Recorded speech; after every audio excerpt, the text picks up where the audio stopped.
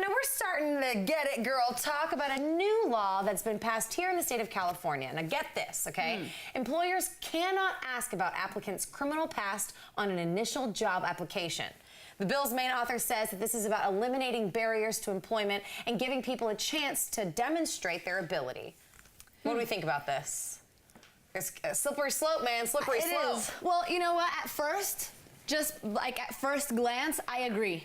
I believe in second chances. I think that people should be able to show what they're capable of and how they can contribute to society.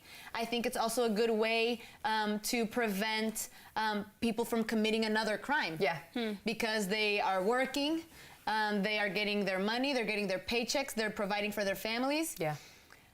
But I also think that it can create a problem for the company, because if with this new law, you're not allowed to ask them about their criminal past, and you can only run a background check after the job offer has already been sent out.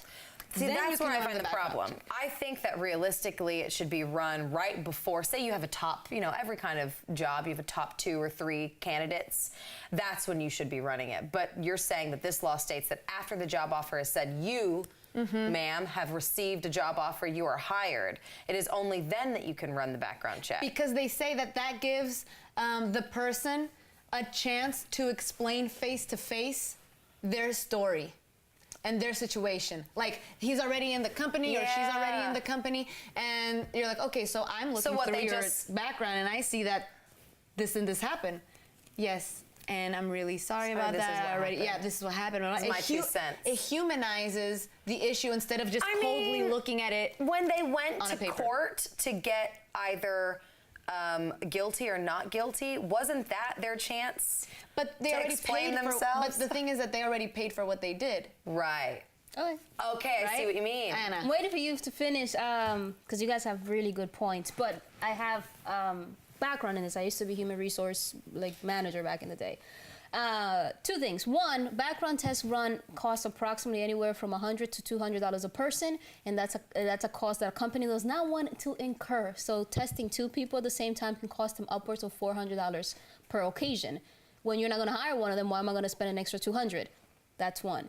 2, I'm only talking about New York because I only know about New York law. When I used to recruit folks, the first thing I used to tell them is there anything I need to know? Because I will run a background test going back 10 years, so this is the time for you to tell me if there's anything I need to know that's gonna pop on your background. Now, if you get arrested, it doesn't come up on your background unless you were, convicted of something. So you just getting cuffed, that's not going to come up on a background, and I cannot ask you legally whether you've ever been arrested. That's illegal for me to ask. Right. Now, my candidates, I used to tell them, your employment is contingent on your background, which means that if you fail this background test, you know you're not getting the job.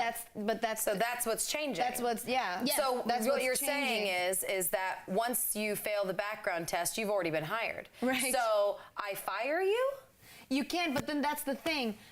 If you do fire, that person can file for anti-discrimination. But you said, but I fired you based off the background check, not because you're a Latino. But the thing is, a lot of these people are people of color. Yeah. Either blacks or Latino or Asian. And they can fall into that category and be like, oh yeah, you want to fire me now? Well, it sounds like a big catch-22 to me. The thing is, as far as you're not getting fired, your offer is being rescinded. There's a difference. You're not technically an employee yet.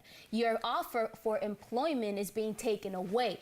That's what it means. I'm talking, again, New York, because you're not setting foot in the company before that background test comes through. Yeah, but that's So what does this mean, guys? I mean, for being someone who has a background, and if you look at my background check, I do not come out very clean. I do find it really interesting, but I still, in a way, agree with it, because at the end of the day, we want to become a society that trusts more. Yeah. And that gives second chances more, and even if it hurts us. Yeah, so, I've got friends that have been arrested. And stuff like this is typically for felonies. Like misdemeanors, you talk it out and everything's cool. Yeah. But for major felonies, a lot of companies are going to be like, I don't want this person on my payroll. And that's just how the world works, unfortunately. Yeah. And I see both sides.